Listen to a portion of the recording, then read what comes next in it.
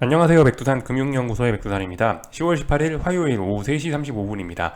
미국 증시 반등에 세계 증시가 일제히 반등을 하고 있습니다. 아시아도 그렇고 잠시 후 개장 예정인 유럽도 그렇고요. 유럽 같은 경우는 지금 이제 세계에서 이 최초로 최초라는 표현이 너무 거창할 수 있긴 한데 이 중요한 지지선을 넘어가는 이 첫 번째 증시가 되긴 될 것으로 보여집니다.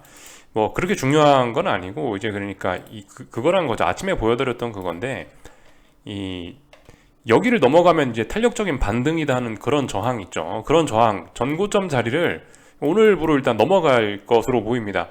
현재 보시면 독일 증시가 1% 상승 예정인데 1%면은 웬만하면 이거 돌파 한장 하겠죠. 그죠? 오늘 특별한 악재 나오지 않으면 아마 여기서 돌파 한장 할 것 같아요. 1%나 상승하는데 하여튼 유럽 증시 같은 경우가 오늘의 좀 특이한 점이라 볼 수가 있겠습니다. 세계 증시들 가운데 처음으로 이 전고점을 넘어가는 그런 증시가 될 수 있다. 탄력적인 반등을 예고하는 첫 번째 증시의 등장. 이런 식으로 볼 수가 있을 것 같습니다. 다른 거는 특별한 건 없는 것 같고요. 하여튼 이게 좀 의미가 있을 것 같아요. 왜냐면은 이게 보시다시피 지난 한 2주, 거의 3주 가까이 돼가고 있는데요. 한 9월 말쯤부터 해가지고 이렇게 시장이 이제 몇 주간 여기서 방향성 모색에 들어간 겁니다. 계속 말씀드리지만은 일단 한 두 달간 빠졌죠. 두 달간 한 8월 15일 이쯤부터 빠졌지 않습니까? 이 자리부터요. 한 두 달간 증시가 빠졌는데 두 달간 빠졌기 때문에 좀 많이 빠진 경향이 있다. 그래서 이쯤이면 반등이 자연스럽다라 이야기 해드리고 있는데 반등이 자연스러운데도 불구하고 더 빠질랑 말랑 그걸 이제 고민했단 말이죠. 지난 몇 주간 고민했는데 드디어 아무튼 이 세계 증시들 가운데 처음으로 이 라인을 넘어가는 증시가 오늘 생겨날 수 있을지 아무튼 그거 보시면 될 것 같습니다. 의미가 좀 있을 것 같긴 해요. 이 자리를 넘어간다라는 것은요. 그래서 이제 이 전반적으로 세계 증시가 다 이런 자리들을 좀 테스트할 것 같습니다. 유럽을 시작으로 해서요. 오늘 한국 증시 같은 경우도 이제 그런 중요한 자리를 테스트하는 모습을 보였고 오늘 이제 잠시 후 미국 같은 경우는 이제 그 자리는 아닙니다만은 아직 그 자리까지 올라온 건 아닙니다만 그래도 미국도 좀 반등을 좀 시도할 것으로 일단 보이긴 보입니다. 오늘은 반등하는 게 자연스러운 날이겠죠. 오늘은 상승하는 게 자연스러운 날이겠죠. 어제의 상승이 속임수만 아니었다면 오늘은 상승하는 게 아마 자연스러울 겁니다. 어제 그 전일에 하락을 모조리 되돌리는 그런 강력한 장대 양봉을 보여줬으니까 여기 10월 14일 날 나왔던 하락을 어제 전부 다 되돌려 버렸잖아요. 그래서 이 하락을 전부 다 장악해 버렸으니까 오늘은 상승하는 게 자연스럽겠죠. 그죠? 일단 올라간다고 봐주고 하여튼 유럽 증시가 오늘 처음으로 거길 넘어간다. 독일 증시가 넘어간다라는 이야기를 해드렸고 미국 같은 경우는 그 자리가 어디겠어요? 여기 이제 S&P 기준으로 하면 3,800이 되겠죠. 3,800까지는 아직 좀 한참 남았습니다. 3,800이 일단 저항이 될 거고요. 물론 그 전에 3,720도 저항이긴 한데 하여튼 이 자리 오늘 저항 테스트할 예정이겠죠. 그래서 여기는 3,800까지 올라갈 수 있는지 그런 것들 하여튼 지켜보시면 될 것 같습니다. 일단 올라간다라고 가정하고 봐주자고요. 나스닥도 그렇죠. 나스닥도 저기 전고점 자리가 어디냐면 11,650이죠. 여기를 넘어가야 이제 좀 탄력적으로 이제 좀 의지가 좀 어떤 반등의 의지를 보이는 것이라 이야기할 수 있겠죠. 이 자리 넘어가기 전까지는 그냥 박스권에 불과할 수도 있습니다. 하여튼 오늘 당장 눈앞에 있는 저항은 11,250인데 여기서 싸우겠죠. 그죠? 오늘은 전반적으로 일단 상승이 자연스럽다는 그림으로 일단 이야기를 하겠습니다. 하여튼 요즘에 계속 몇 주간 사람 피곤하게 하는데 제발 오늘 어제의 상승은 좀 진짜였기를 바라면서 하여튼 좀 이렇게 지켜볼게요. 네, 아무튼 계속 그래요. 지난번부터 계속 이야기는 드리는데 지금 솔직히 딱히 시장이 반등하지 않고 급락할 만한 눈에 띄는 이슈는 일단 잘 보이지 않습니다. 말씀드렸다시피 미국의 긴축이 이 근본적인 악재이긴 한데 근데 그게 이제 근본적인 악재이긴 하지만 그걸로 당장 시장에 지금 무슨 일이 난 건 아니잖아요. 무슨 일이 날라면은 뭐가 디폴트 된다든가 마진콜 사태가 나든가 어떤 사태 어떤 이벤트가 필요할 텐데 여기서 추가적으로 하락을 하기 위해서는 근데 일단 어제 보시면 영국발 금융위기 이슈도 일단 해결이 돼 버리고 있고 이러기 때문에 하여튼 그죠? 지금 상황에선 딱히 어쨌든 하락할 만한 이슈 이런 거는 잘 보이지 않습니다. 하락할 만한 이슈뿐만이 아니고 사실 이제 제가 이제 하루에 지금 두 번씩 아침 저녁으로 녹화를 하고 있긴 한데 아침 저녁으로 이제 딱히 이야기할 만한 게 없을 정도로 당분간은 좀 이슈가 없긴 해요. 이 경제지표 발표 같은 걸 살펴봐도 그렇고 이번 주에 있는 경제지표라고는 내일 밤에 있는 유럽 물가지표들, 영국하고 유로존 물가지표, 목요일 날 밤에 있는 미국 고용지표, 그것도 뭐 중요한 거 아니고 그냥 매주 발표하는 그런 지표들 밖에 없고요. 이렇게 해서 이번 주 그냥 조용히 넘어가고, 그나마 좀 중요한 것이 있다고 한다면은 이제 다음 주가 아니고 이제 그 11월 초죠. 11월 초에 있는 FOMC 회의 정도가 좀 중요합니다. 뭐 그 정도 이벤트 아니면은 뭐 실적 발표 이런 것들, 기업들 실적 발표 이런 게 있긴 있는데, 아무튼 전반적으로 좀 중요한 이벤트들이 좀 오랫동안 좀 멀리 남았어요. 그러니까 당분간은 어제 일단 중요한 자리를 돌파한 척 하면서 상승을 했는데, 이 이후로 이제 딱히 어떤 눈에 띄는 이벤트가 보이지 않는다는 겁니다. 눈에 띄는 어떤 뭐 사건이 그런 게 일단 잘 없어 보여요. 물론 이제 중간에 뭐 무슨 일이 또 터질지 어쩔지 모르겠지만, 일단 뭐 예정된 이벤트는 뭐 특별히 보이지 않습니다.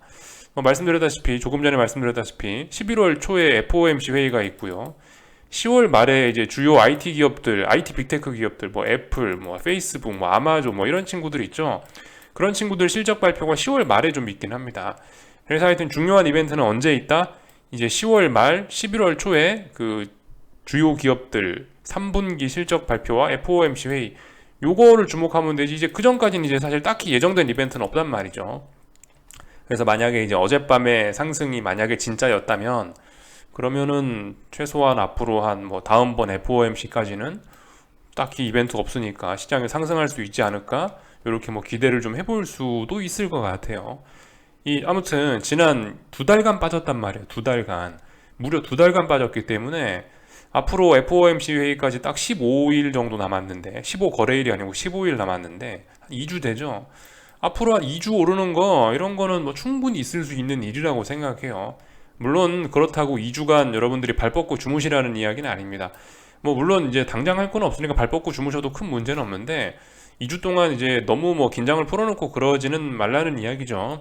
그래도 그 2주 동안에도 무슨 일이 생길 수 있으니까, 또 뭐 어디서 또 뭐 은행 재정 건전성이 어쩌고 저쩌고, 뭐 누가 또 무슨 정책을 내놔서 어떻게 될지 모르는 거니까, 혹은 뭐 연준 사람들이 무슨 이상한 말 해서 또 발작할 수도 있으니까 주목은 하긴 하는데, 근데 아무튼 어쨌든 뭐 그 2주간은 그래도 좀 평화롭게 좀 지나가지 않을까, 뭐 하여튼 뭐 그런 생각이 좀 들긴 합니다. 물론 이제 그죠? 네, 뭐 그래서 일단 뭐 이 정도 이야기를 좀 드렸고, 그래서 좀 하여튼 좀 평화롭게 그냥 좀 차분히 좀 지켜봐도 괜찮을 것 같다. 2주간 이벤트 없으니까 뭐 물론 2주간 계속 오른다는 이야기는 아닙니다. 2주간 어떻게 될지 모르죠. 그러니까 계속 지켜보긴 해야 되는데, 하여튼 특별한 일 없으면은 지난 2달간의 어떤 하락에 대한 피로감을 소화하는 과정을 거치지 않겠냐 싶습니다. 뭐 이 정도 이야기를 좀 드려봤고, 하여튼 그래서 오늘 뭐 다 같이 오르고 있다, 뭐 특별한 일 없다라는 이야기 정도 드리면 될 것 같고, 뭐 중국 증시 뭐 상해종합 조금 하락하는데 이런 거 일단 큰 의미 없어 보이고요. 중국 증시 같은 경우는 이제 그 다중바닥형 가능성이 있죠. 3중 바닥형 가능성이 있긴 있습니다. 3중 바닥형 하나, 둘, 셋. 3중 바닥형 가능성은 있어요. 그러니까 뭐 이런 거 보시면서 좀 주목은 좀 해야 될 것 같고요. 3중 바닥형 만들면서 이렇게 추세 전환할 수도 있다고요. 이게 지금 보시다시피 3월 달부터 만들어 놓은 저점이기 때문에 여기 6개월 놀았어요. 그래서 솔직히 이런 경우는 특별한 일 없으면 이제 추세 전환하는 게 보통 자연스럽긴 한데, 지금 상황이 근데 평상시는 아니죠. 그죠? 여러분들 그 말씀드렸다시피 지금 상황이 평상시는 아니기 때문에 좀 독특한 상황이기 때문에, 아무튼 쉽게 그렇게 뭐 매수를 이야기하거나 그러기는 아직까지 어렵죠. 아무튼 뭐 이 정도까지만 뭐 보면 될 것 같고, 나머지는 특별히 뭐 할 이야기가 없더라고요. 그러니까 이런 애들이 추세적으로 반등을 하고 싶으면 뭐 위안화라든가 이런 게 조금이라도 꺾이는 모습을 보여야 되는데, 지금 뭐 위안화도 그렇고 이런 게 꺾이지를 않다 보니까 이것도 더 올라가는 그림이라, 물론 뭐 단기적으로는 좀 쉴 수 있지만 더 올라가는 그림이라서, 그죠? 이 중국 증시 쉽게 뭐 반등을 논하고 뭐 추세 전환을 논하고 이러기는 어려울 수 있다라는 거 생각을 해봐야 되겠죠. 근데 중국은 제가 알기로 오늘 하여튼 무슨 경제 지표가 하나 발표될 예정이었는데, 요즘에 중국에서 정치적 이벤트가 뭐 큰 게 하나 벌어지고 있죠. 시진핑 주석의 뭐 3년임을 어쩌고 저쩌고 한다, 뭐 그런 이벤트가 있기 때문에 경제 지표도 오늘 발표하지 않고 그냥 넘어간 것 같아요. 뭐 지표가 안 좋게 나왔나? 하여튼 뭐 중요한 정치적 이벤트가 진행되고 있어서 경제 지표도 발표하지 않고 그냥 스무스하게 넘어가는 그런 일들도 있긴 있었다라고 합니다.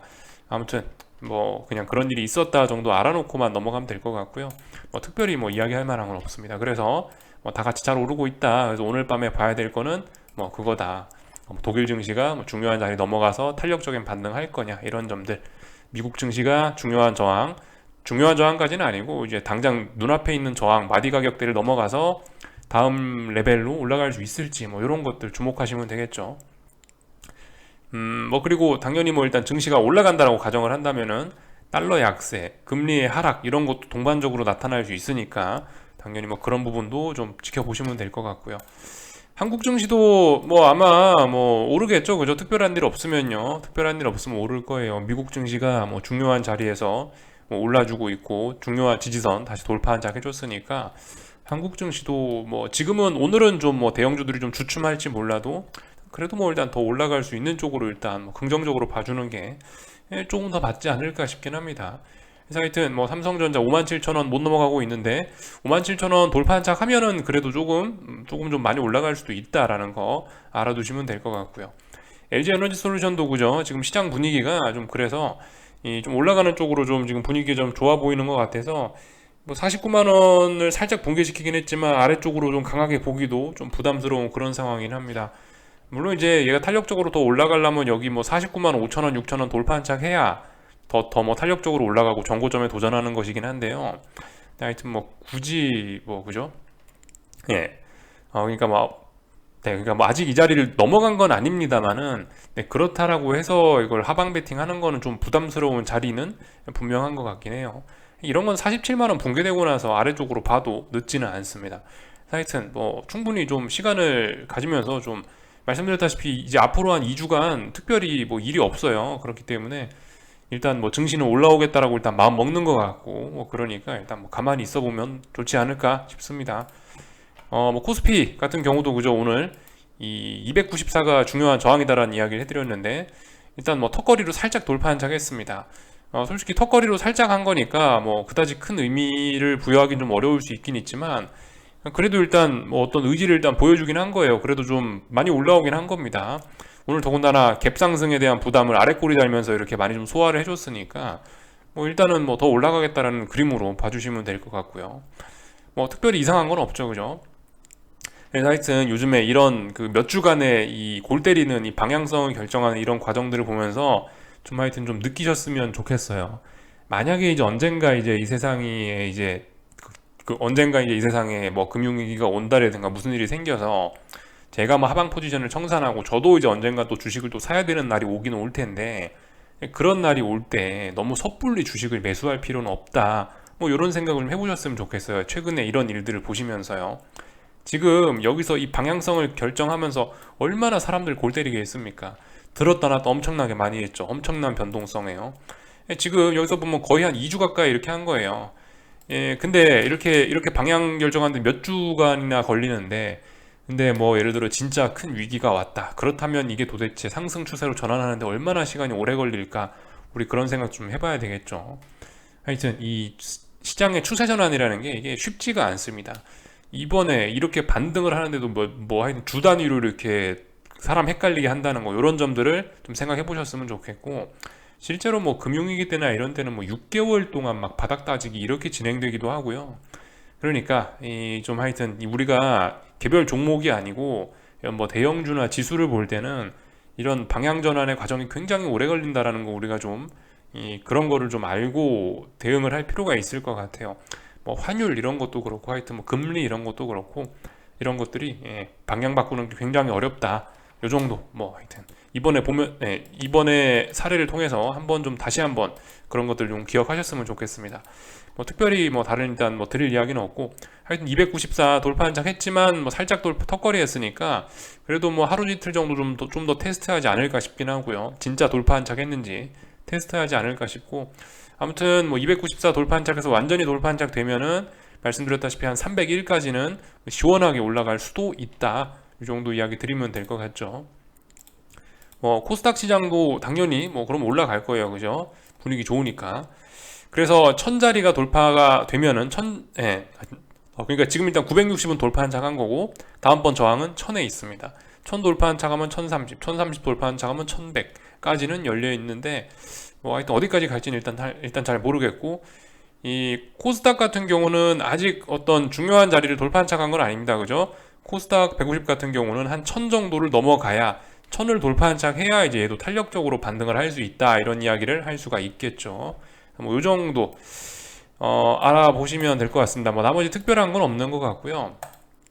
하여튼 그래요. 뭐 딱히 뭐 바뀐 거 없고, 다만 이제 단기적으로 증시가 좀 반등할 가능성이 높아졌다, 요 정도만 보시면 될 것 같습니다. 그래서 뭐 특별히 다른 이야기 할 만한 건 없을 것 같고요. 여기쯤에서 마치겠습니다. 궁금한 거 리플 남겨주시고 내일 아침에 뵙도록 하겠습니다. 여기서 마치겠습니다.